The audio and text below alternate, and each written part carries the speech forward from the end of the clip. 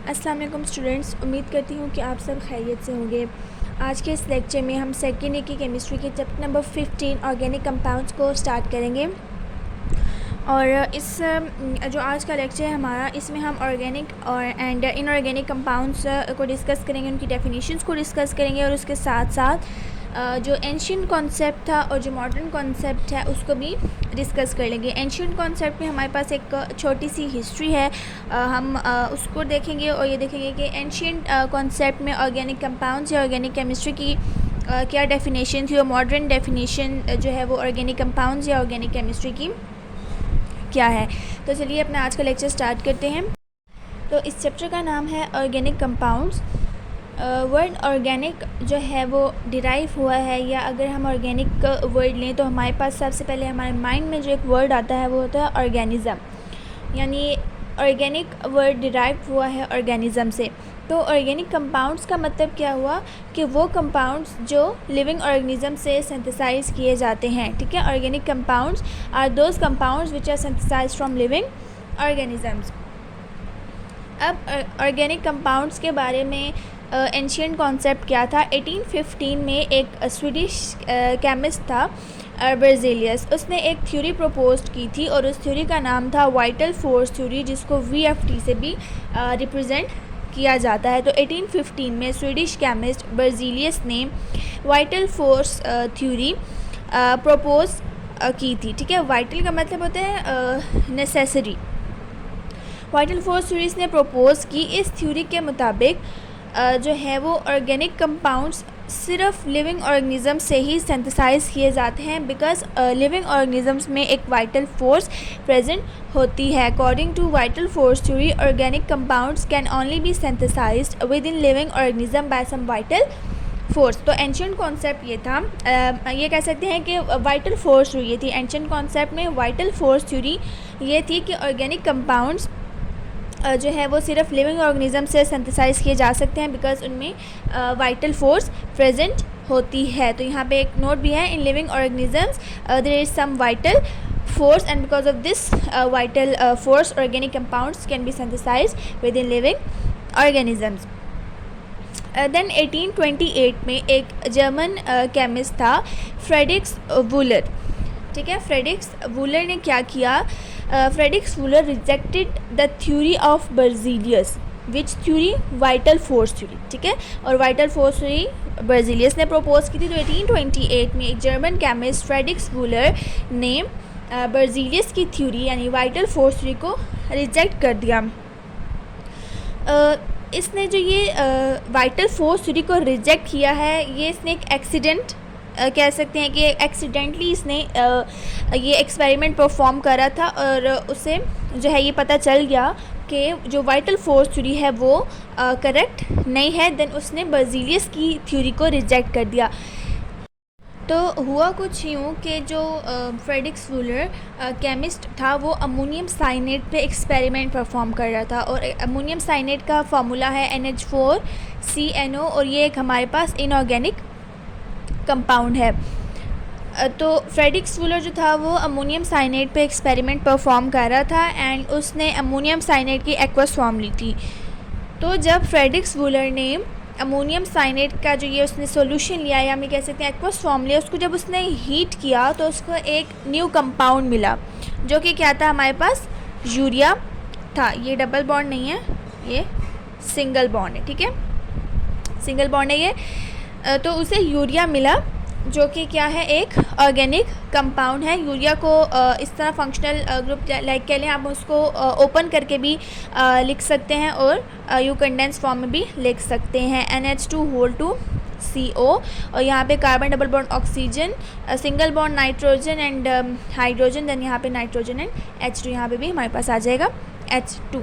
सो हम ये कह सकते हैं कि 1828 a German chemist Fredericks Wular was performing experiment on ammonium cyanide, which is an inorganic compound, and Fredericks Wooler took an aqueous form of ammonium cyanide. So when he heated ammonium cyanide, he obtained a new compound which is urea, and urea is an organic compound. So from this experiment he concluded or he rejected the theory of Berzelius. हम ये कह सकते हैं कि he concluded that the theory of Berzelius or he concluded that vital force theory is not correct. Like मतलब कि हम जो है वो जो उसने ये बर्जीलियस ने कहा था कि organic compound just living organism से सिंथेसाइज हो सकते हैं, ये गलत है. उसने जो है वो अमोनियम साइनेट से भी जो है वो एक ऑर्गेनिक कंपाउंड सिंथेसाइज करके दिखाया. बर्जीलियस ने भी कह ले कि उसने प्रूफ दिए थे कि जो है वो क्या कहते हैं ऑर्गेनिक कंपाउंड्स जो हैं, उसने प्रूफ दिए थे बर्जीलियस ने कि ऑर्गेनिक कंपाउंड जो हैं वो लिविंग ऑर्गेनिज्म से ही सिंथेसाइज होते हैं. उसने प्रूफ दिए, देन ये उसने थ्योरी कहने के प्रपोज होगी. लेकिन 1828 में जब फ्रेडरिक फुलर ने अमोनियम साइनेट पे जब वो एक्सपेरिमेंट परफॉर्म करा था तो उसे एक्सीडेंटली ये पता चल गया, लाइक जब उसके पास यूरिया एक ऑर्गेनिक कंपाउंड आया तो उसे ये पता चल गया कि बर्जीलियस की थ्योरी यानी वाइटल फोर्स थ्योरी जो है वो करेक्ट नहीं है. अब हम डिस्कस करते हैं कि इनऑर्गेनिक कंपाउंड्स क्या होते हैं. The compounds which were mineral origin are called inorganic compounds. वो कंपाउंड्स जो मिनरल से ओरिजिनेट होते हैं वो क्या कहलाते हैं, इनऑर्गेनिक कंपाउंड्स कहलाते हैं. Like salt, table salt like NaCl and calcium carbonate CaCO3. ये जो होते हैं हमारे पास वो कंपाउंड जो हमारे पास मिनरल से ओरिजिनेट होते हैं वो क्या होते हैं, इनऑर्गेनिक कंपाउंड्स होते हैं. जैसे एग्जांपल हमने देख ली सॉल्ट और कैल्शियम कार्बोनेट. जैसे NaCl है, सॉल्ट जो है इसकी हमारे पास कह लीजिए ये मिनरल है, ये इनऑर्गेनिक कंपाउंड है. इसकी हमारे पास बड़ी बड़ी कह लें चट्टानें होती हैं, पहाड़ होते हैं जहाँ से हमें ये हासिल होते.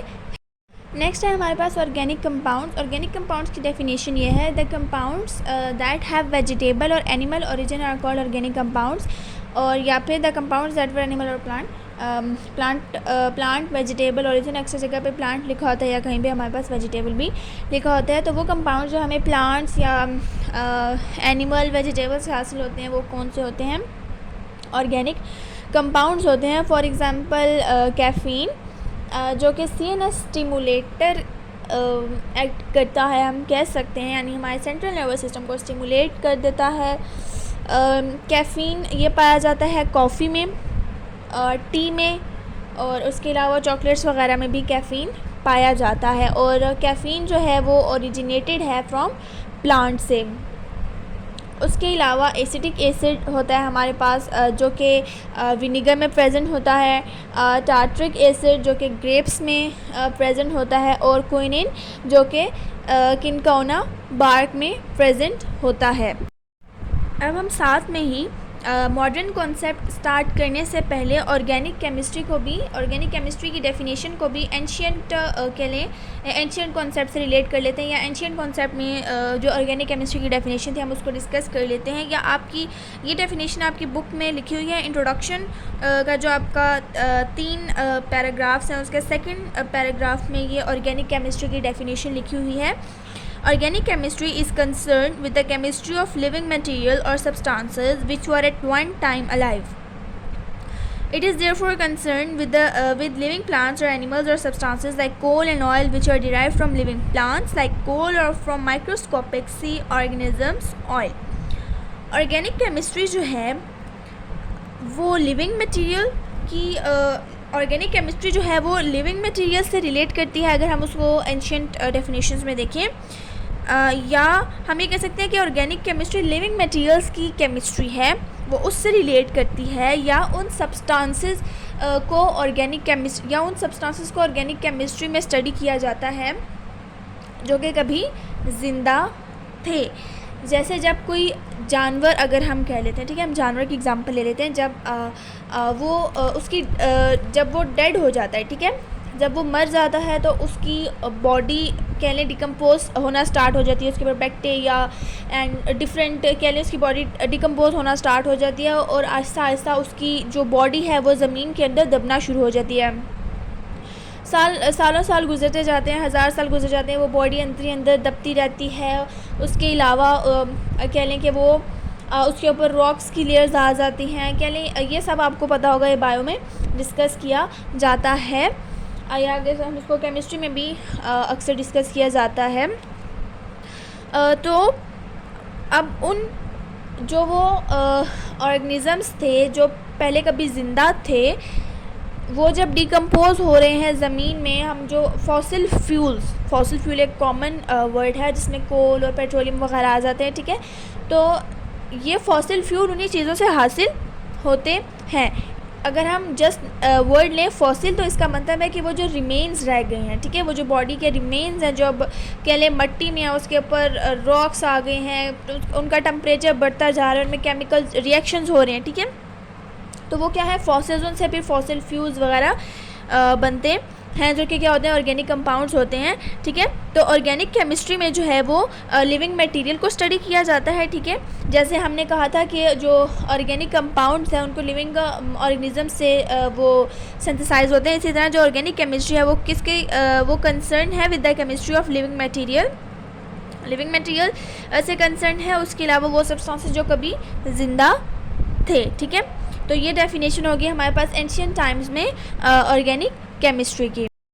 अब हम आते हैं मॉडर्न कॉन्सेप्ट पे, ठीक है। तो मॉडर्न कॉन्सेप्ट में ऑर्गेनिक केमिस्ट्री की डेफिनेशन क्या है, the branch of chemistry that deals with the study of hydrocarbons and their derivatives. Now what are hydrocarbons? Hydrocarbons are the compounds containing carbon and hydrogen, ठीक है। तो ये हो गई हमारे पास मॉडर्न कॉन्सेप्ट में ऑर्गेनिक केमिस्ट्री की डेफिनेशन के ऑर्गेनिक केमिस्ट्री जो है वो केमिस्ट्री की एक ब्रांच है जो कि जिसमें क्या स्टडी किया जाता है, हाइड्रोकार्बन्स को स्टडी किया जाता है और उनके डेरिवेटिव्स को स्टडी किया जाता है, यानी उनसे जो चीज़ें बनती हैं। और हाइड्रोकार्बन्स क्या हैं, कार्बन एंड कंपाउंड्स हैं जिनमें क्या पाया जाता है, कार्बन एंड हाइड्रोजन। अब हम साथ में ही ऑर्गेनिक कंपाउंड्स की डेफिनेशन को भी डिस्कस कर लेते हैं मॉडर्न कॉन्सेप्ट में। तो इसमें हम इसकी डेफिनेशन इस तरह से होगी, the compounds which contain carbon as an essential element along with hydrogen, oxygen, nitrogen, halogens etcetera are called organic compounds. आप चाहें तो ऑर्गेनिक कंपाउंड्स की डेफिनेशन को नोट कर लें, बिकॉज बुक में इसको ऑर्गेनिक केमिस्ट्री के अंदर ही डिफ़ाइन कर दिया गया है। तो मैं दोबारा रिपीट करती हूँ, organic compounds, the compounds which contain carbon as an essential element along with hydrogen, nitrogen, sulfur, halogens etc. are called organic compounds. But there are some exceptions. यहाँ पे कुछ exceptions है कि कुछ ऐसे भी compounds हैं जिनमें कार्बन भी पाया जाता है, हाइड्रोजन भी पाया जाता है, या जस्ट कार्बन भी है, लेकिन वो हमारे पास ऑर्गेनिक कंपाउंड्स नहीं हैं।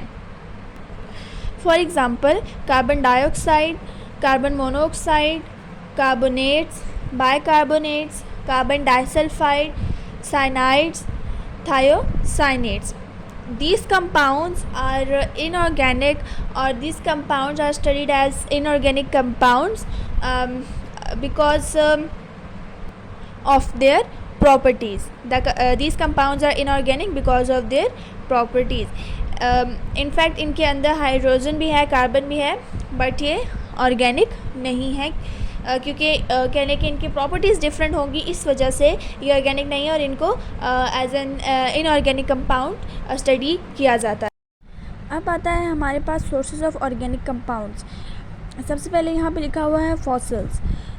फॉसिल्स क्या है, dead remain of living organisms. जैसे कि मैं आपको पहले भी बता चुकी हूँ, जब कोई भी चीज़ डिकम्पोज होती है एंड देन उसके ऊपर कह लें जब टाइम गुजरता रहता है वो रॉक में सॉइल में कह लें दबती जाती है, उसके ऊपर रॉक्स की लेयर्स होती हैं, प्रेजेंट आती जाती हैं और उस पर प्रेशर इंक्रीज़ होता है, टेम्परेचर बढ़ता है, लाइक ये सारी चीज़ें होती हैं। तो फॉसिल्स क्या है, dead remain of living organisms. और फॉसिल फ्यूल वो चीज़ें जो हमें फॉसिल से हासिल होती हैं, like coal, petroleum and natural gas. तो यहाँ पे सबसे पहले कोल को डिस्कस किया गया है कि कोल जो है वो ब्लैक इन कलर होता है, सॉलिड फॉर्म में होता है, उसके अलावा ये रॉक्स की लेयर्स में प्रेजेंट होता है और ये क्या है, एक कार्बन कंटेनिंग कंपाउंड है। कोल की बेसिकली 4 टाइप्स हैं, लिग्नाइट, सब बिटुमिनस एंड एंथ्रासाइट। तो लिग्नाइट में 46% कार्बन प्रेजेंट होता है, सब बिटुमिनस में 46 to 66% कार्बन, बिटुमिनस में 60 to 80% कार्बन एंड एंथ्रासाइट में 98% कार्बन प्रेजेंट होता है। कोल के टॉपिक को यहाँ एक दफ़ा बुक से भी रीड कर लेते हैं। Coal is one of the major source of organic compounds coal जो है वो ऑर्गेनिक कंपाउंड्स का एक बहुत मेजर सोर्स है। It yields coke and coal tar on pyrolysis और डिस्ट्रक्टिव डिस्टिलेशन। ये बनाता है कोल क्या बनाता है, Coke and coal tar on pyrolysis और डिस्ट्रक्टिव डिस्टिलेशन। ये दोनों एक के लिए प्रोसेसेस हैं। इन प्रोसेसेस से ये हमारे पास क्या बनाता है, कोक एंड कोल तार।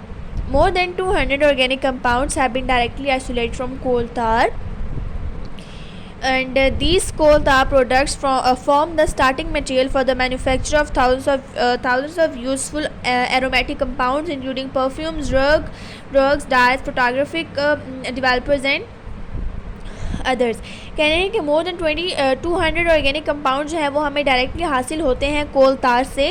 तो कह रहे हैं कि जो कोल तार से हमें प्रोडक्ट्स मिल रहे हैं वो as a starting material use होते हैं for the manufacture of thousands of useful aromatic compound, यानी वो as a starting material use होते हैं थाउजेंड्स ऑफ एरोमेटिक कंपाउंड्स की मैन्युफैक्चरिंग में।